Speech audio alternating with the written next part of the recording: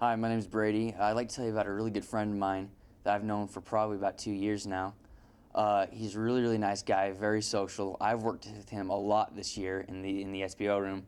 He's been a big help in a lot of our projects. Me and my friend were responsible for a lot of the tailgates and a lot of the parties we threw. He's been a huge help. He's always got really good ideas, and he's just very, very imaginative, and we can always turn to him when we're stuck. I've been amazed at what he can accomplish through the work we've done in the SBO room and also outside with sporting events, football, basketball. He loves dancing, very, very friendly guy. And by the way, he's deaf.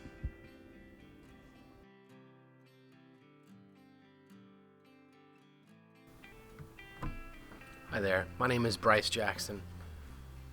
And in case you're wondering where I'm from, I actually went to a deaf school that was off of 33rd South, near Skyland High School.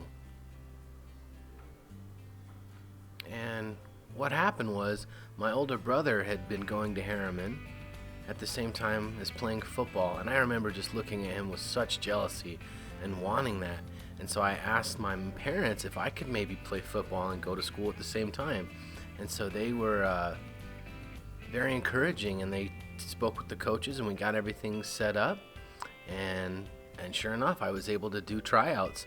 And the first day of tryouts, I remember feeling, kind of isolated and alone, almost as if the rest of the team was looking down on me.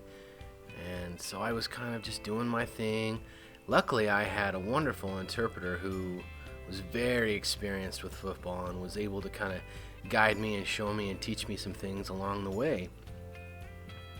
And so the first, second, and third day of tryouts went really well, and it seemed like the coaches were impressed with my abilities.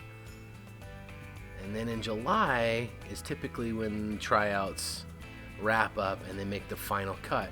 And it was about 75 players that did not make that final cut. And so when they posted the list of names that would be on the team, I was so surprised to see that I was there. And at that time, the rest of the team, they saw me as a fellow player, as a fellow teammate, not as just the deaf kid. And that was just so cool for me. And so the season went along accordingly, and I had so much fun. We won every game. We went undefeated that season. I think we ended up at 9-0. And so football season came to a close, and I went back to my normal routine at the deaf school, and again I just felt that feeling of isolation, and I missed my football team, my brothers, and I really missed them. I missed that experience. And at the same time, I started to recognize and notice within my group of friends at the deaf school, maybe they weren't exactly true friends. I didn't know how to place that feeling. I didn't feel that same connection that I had felt with my teammates. And so I kind of went back and forth with that feeling, a little bit depressed actually, but I kind of went about my way, and then the idea occurred to me, why not just transfer over to Harriman? And so I wanted to make that decision. So I talked to my parents, and they were really, again, just nothing but supportive. They didn't try to sway me one way or the other, and they supported my decision, and which was awesome. So we went into a meeting with my homeroom teacher, and at the time, we had a great rapport, a great relationship. And so I went in, I sat down, and we started to discuss the idea of me transferring, going what we call mainstream over to Harriman, and she threw her hands up and was really just not for it at all. And because at that time, a lot of people hated the idea of deaf kids going mainstream. There's a lot of bad history of deaf kids going into a mainstream setting, being either bullied or feeling alone and isolated. There are lots of different stories. We call it being oppressed.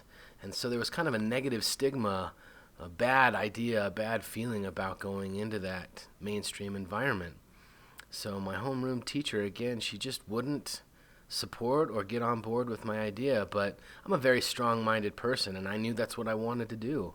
So I made the decision to transfer anyways, and I came here to Harriman, and I remember the first day just feeling just really overwhelmed. The building itself was really new, and it was so easy to get lost. All the rooms and the hallways, they looked exactly the same, so for me it was really hard, but I stuck with it, and a couple of weeks went by, and again, that feeling of just being alone and isolated crept up, and I started to second guess my decision to mainstream and come to this school. But luckily, one day while eating lunch alone, this one girl, Heather Adams, she was a sophomore at the time, and she was really popular, especially within her group, in her class. She had made the decision to just come sit next to me randomly, and we'd never met before. We weren't friends before that. And so I kind of started to teach her a little bit of sign, and we went back and forth, and that's a day that I will never forget, because without that one small act of kindness, I don't know that I'd be here now. I don't know that I would have become an SBO, a senior officer. I don't know that I would have won the DECA state or maybe TSA state and gone to nationals. I don't know that I'd be the student I am without her. That one small thing made such a huge difference and impact on my life.